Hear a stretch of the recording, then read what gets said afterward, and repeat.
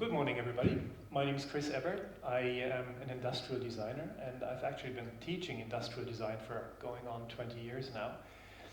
I studied industrial design first at the University of Alberta in Canada, and then in Arizona at Arizona State University. Took some extra studies in transportation design at Art Center Pasadena, and then I took a master's degree in transportation design in Germany in the city of Pforzheim. And I'm here today to introduce you to the basics of perspective drawing. So hang in there, and I believe I can summarize quite succinctly what it takes to draw perspective well. Just bear with me and look. That's all it takes. That's the idea behind the video, right? So, first of all, right, it would help to put on the slideshow, wouldn't it? So then, the most basic kind of perspective that we know is something they call the one-point perspective. This is what it looks like. If you have something like that, that is a one-point perspective. How do we construct something like that? Well, it looks like a room, doesn't it? And we see these lines here, and they are actually going someplace, and they're meeting up someplace. I can show you where.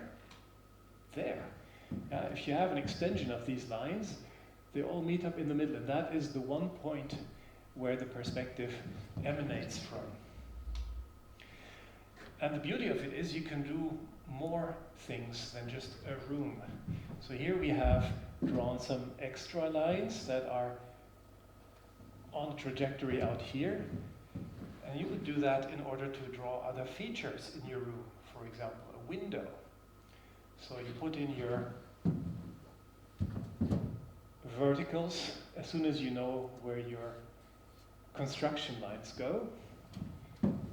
And that's the procedure every time you put a feature into your room. First, you start with that one point in the middle, and you take it to wherever the start point of your next vertical is going to be. And then you complete that.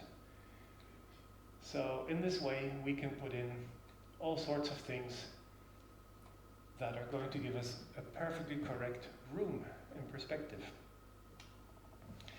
It can do other things as well. A room is clearly a negative space. Now here we're looking at positive space, a cube looking directly at you, like it might look if you're standing in front of a car, for example, or in front of a box.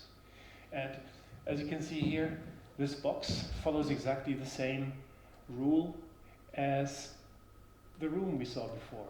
There is a point here from which we construct everything. And we continue to construct the other features in exactly the same way. So we have our, say, a door here, and the door is perfectly parallel in its verticals to all the other verticals in the drawing. Now let's give this door a bit of a depth. Yeah, it's a perspective drawing after all. And we do that by drawing a line again from that one point all the way down here. And now we know how to draw the inside of the door. Yeah, we start here now that we know our little starting point. And that's how we just continue. You can do this in a perspective as well. So here we have an entire array of objects, and they're floating freely in space as if we were looking at a space scene, you know, like in a science fiction movie. And we're starting this very complex looking drawing from this one point here in the middle. Isn't that amazing? So you can construct all this from that one point. And typical drawings that you might do in this way might look like this. Yeah, this is the kind of outcome you might expect from a one-point perspective drawing. That was the one-point perspective. Now here's something that the engineers and architects among you might recognize. It's called isometrics. This is Swedish, it's isometri. So isometrics, just imagine a C and an S behind this, and you've got the English word. Isometric perspective is a bit of a strange thing because it doesn't reflect reality. Isometric perspective is something technical professions use in order to show what an object looks like when you turn it in space. Because otherwise, when you do a technical drawing, you get the side view, the front view, the top view, but it doesn't look like an actual object. Now, this is the way an engineer or an architect might draw an object to explain how it looks without being artistic about it, because there is nothing artistic about this. This is just an object in space, and you probably don't see it now, but you'll see it in a minute. These don't look natural. Let's look at this cube here. The way it is drawn is, imagine you have a horizontal line. It's always completely horizontal and a line to the bottom of the paper. And you have a certain angle. There are different angles for the conventions of isometric drawings. Some people start with 30 here, 60 here. Others do 60, 60. Others do 30, 30. You get the point. It doesn't reflect nature. It's just in order to show what something looks like when you turn it in space. And here, just like in the one-point perspective, all your verticals are always completely parallel to one another. So you see, when you extend these lines here, they are exactly the same distance from each other wherever you measure. That's typical for isometric. And not only are the verticals parallel to each other, but also all the other lines are vertical to each other, as you can see here. The distance here is the same as the distance here. So this is an isometric view. There is a thing called the two-point perspective, or tvåpunkt in Swedish. This here is Swedish. The two-point perspective looks a lot more natural and a lot more realistic. Here we have a drawing or a sketch that is done in a two-point perspective.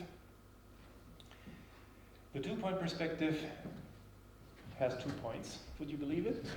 One is here, for example, and one is here. And everything in this picture is constructed from these 2 points. So whatever you can construct from here, you construct from here. See, all these lines are running out of this point here. And the other side is this one. Does exactly the same thing. And that's how a perfectly well constructed drawing comes together. And I would say for most people, two-point perspective is good enough. That's really all it takes. If you take it to the next level, you're getting into advanced stuff, but it can be done, and we'll get there as well. Let's take a look at a few more examples first of that two-point perspective, though, because you can really do a lot with it.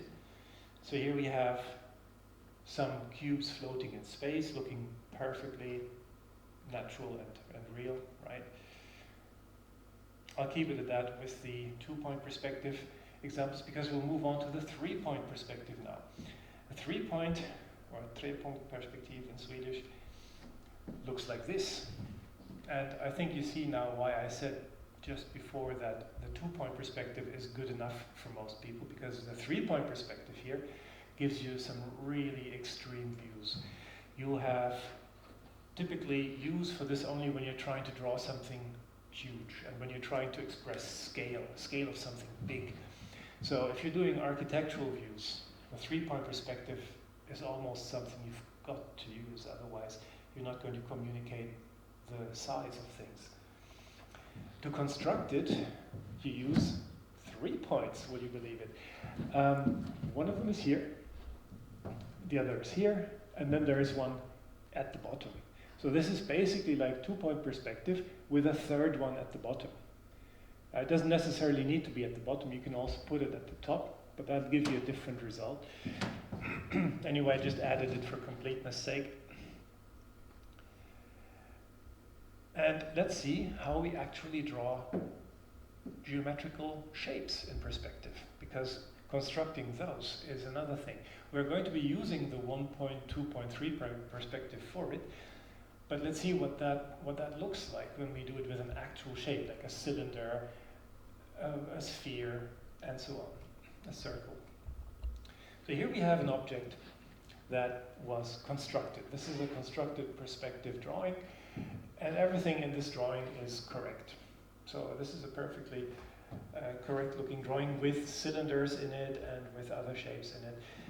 You'll probably see that we have a lot of curved shapes going on in here, which are nothing but fractures or fractions of actual curves. So they are being constructed exactly the same way as an actual circle.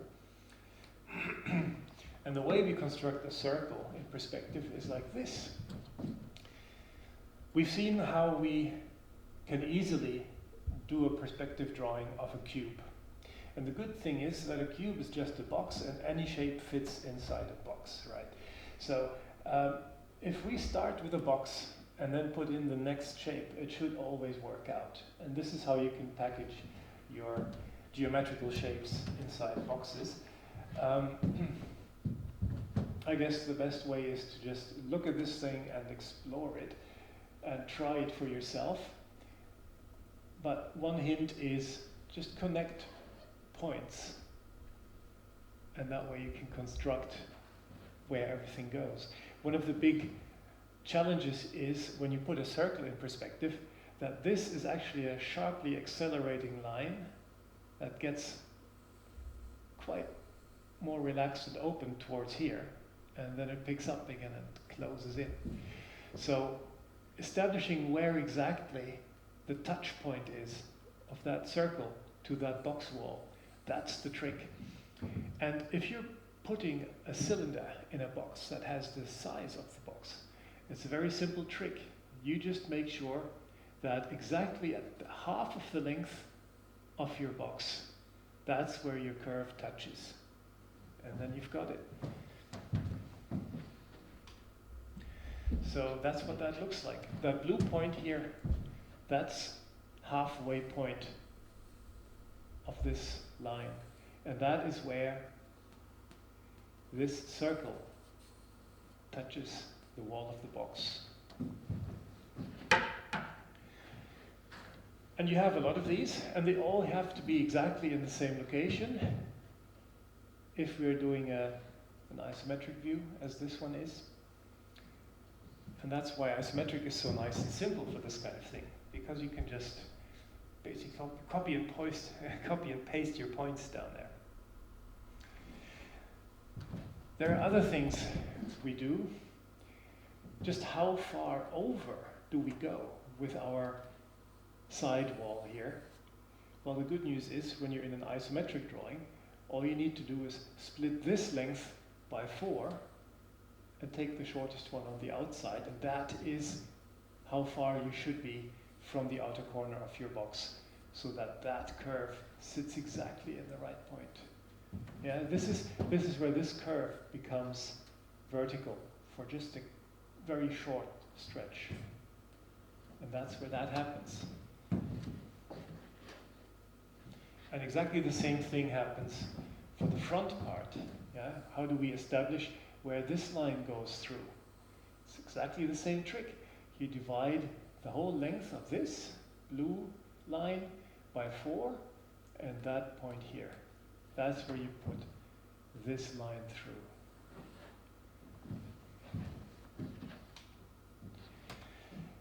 So I might leave you with this last slide here now as a little exercise.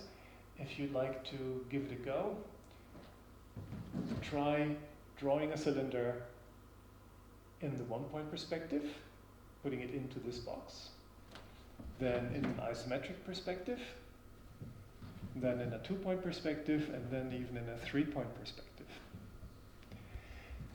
Okay, best of luck, and that is the end of the first lesson. Bye-bye.